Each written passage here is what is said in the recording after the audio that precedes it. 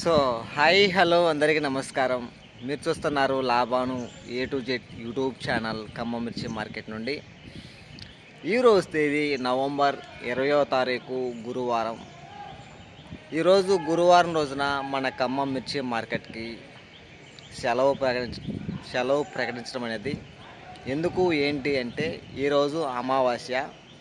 ప్రతి అమావాస్యకి మన ఖమ్మం మిర్చి మార్కెట్కి సెలవు ఉంటుందండి. ప్రతి అమావాస్య రోజు మన ఖమ్మం మిర్చి మార్కెట్ ఉండదు. కావున ఈరోజు అమావాస్య కారణంగా మార్కెట్కి అయితే సెలవు ప్రకటించడం జరిగింది. తిరిగి రేపు అనగా శుక్రవారం 21వ తారీఖు నవంబర్ మార్కెట్ యథావిధిగా రేపైతే కొనసాగుతుంది. విషయాన్ని గమనించగలరు.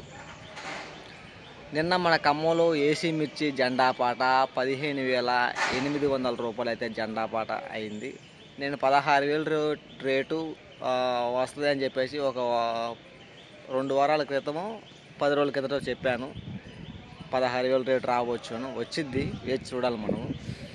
ఇంకా నిన్న మన ఖమ్మంలో కొత్త మిర్చి వచ్చింది 6 బస్తాలు.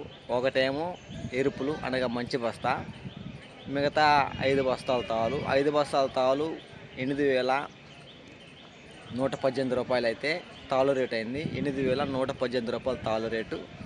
ఇక కొత్త మిర్చి మనకి మామూలుగా ఎరుపులు మిర్చి వచ్చేసి 15,039 రూపాయలు అయితే అయింది రేట్ అనేది.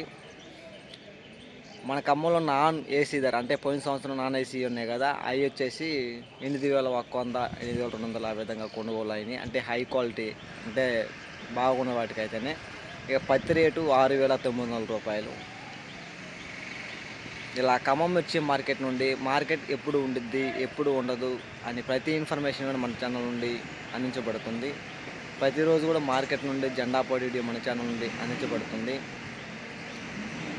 విషయాన్ని గమనించగలరు. అదేవిధంగా మార్కెట్లో వచ్చేసి లావులకి మంచి డిమాండ్ వచ్చిందండి. 16,000 to 17,000 రూపాయల వరకు కూడా మార్కెట్లో కొనసాగుతుంది. నేను నా కళ్ళతో నేను చూశాను. మార్కెట్లో 16,000 నుంచి 17,000 దాకా లావు రకాలు కొనుగోలు అయినాయి. ఇక తేజాలు ఎందుకు పెరగట్లేదు అంటే మనకు స్టాక్ వచ్చేసి తేజ స్టాక్ ఉన్నది. ఈ స్టాక్ మనకి ఈ టైం కల్లో ఒక 3 లక్షల స్టాక్ కానీ ఉన్నట్లయితే తేజాలు విపరీతంగా మిర్చి రేటు పెరిగేది మనకి. కానీ స్టాక్ వచ్చేసి ఓ 10 లక్షల దాకా ఉన్నట్టుంది. మ్యాక్సిమం ఓ 10-11 లక్షల దాకా. ఇంకొక 5-6 లక్షల స్టాక్ అయిపోయినా కూడా మనకి తేజాకి డిమాండ్ వచ్చే అవకాశం ఉంది. మన కొత్త పంట అప్పుడే మార్కెట్లోకి వస్తే మాత్రం ఈ ఏసీ రేట్ అనేది పడిపోయే అవకాశాలు ఉన్నాయి. ఇంకొంచెం డిలే అయితే బాగుంటుంది. కొత్త మిర్చి అనేది ఇంకొక నెల కానీ డిలే అయితే మనకి ఎంతో కొంత స్టాక్ అయిపోతే, ఏసీ స్టాక్ అయిపోతేనే మన కొత్త మిర్చి కానీ రేట్ వచ్చిందండి. ఈ విషయాన్ని గమనించగలరు.